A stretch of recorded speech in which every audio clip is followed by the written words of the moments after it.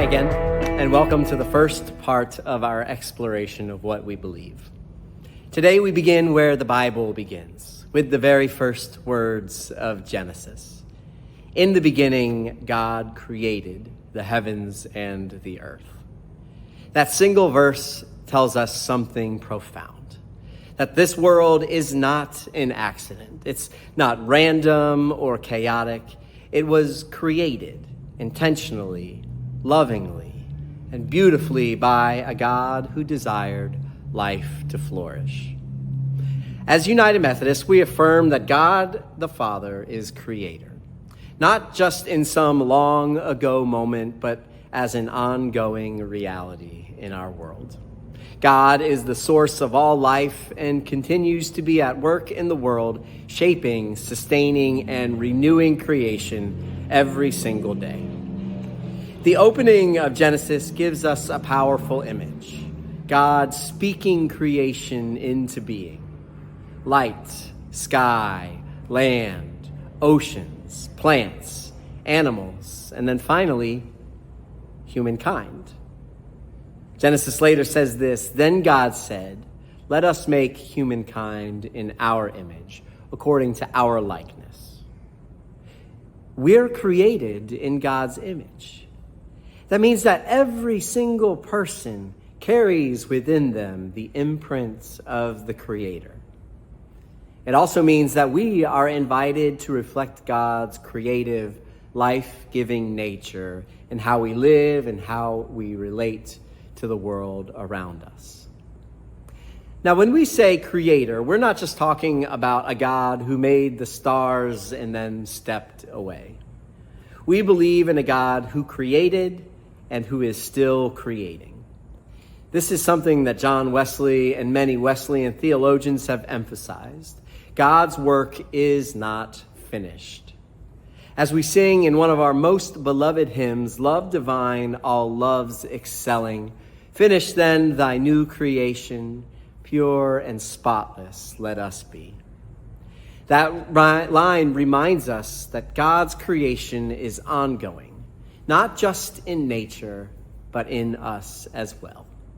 We are being formed, shaped, and made new by God every day. And so if God is constantly working to create a world that promotes and sustains life, what does that mean for us? Well, it means that we are called to be co-creators with God. In Genesis 2, God places Adam in the Garden of Eden and gives him work to do, to care for the land, to tend it, to name the animals. From the very beginning of our relationship with God, human beings have been invited to participate in God's creative work. We are meant to build communities that protect and nurture life, spiritually, emotionally, and physically. That looks like cultivating beauty and goodness in our homes, our neighborhoods, and our churches. It means working for justice, standing with the vulnerable, and creating systems that reflect dignity and compassion. In his sermon, The Great Deliverance, John Wesley writes these words, "As all of the blessings of God flow from God's love, so do all the works of God." This means that creation itself is an act of divine love. And when we participate in that work, when we build, when we plant, when we serve, and when we welcome, we are joining in God's ongoing act of love for the world. Let me leave you with one final thought.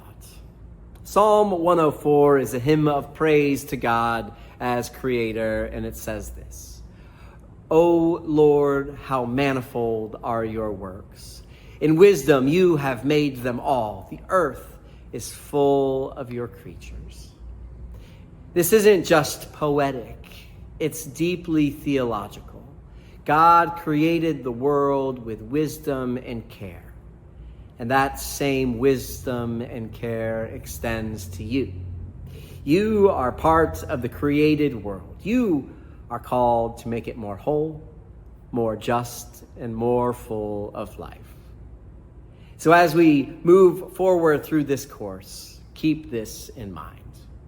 God created, but God is still creating, and you are invited to join that creative work.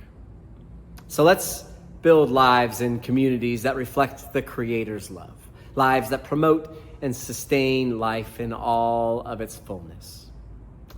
Thanks for joining me for this first step in our journey, and I look forward to seeing you in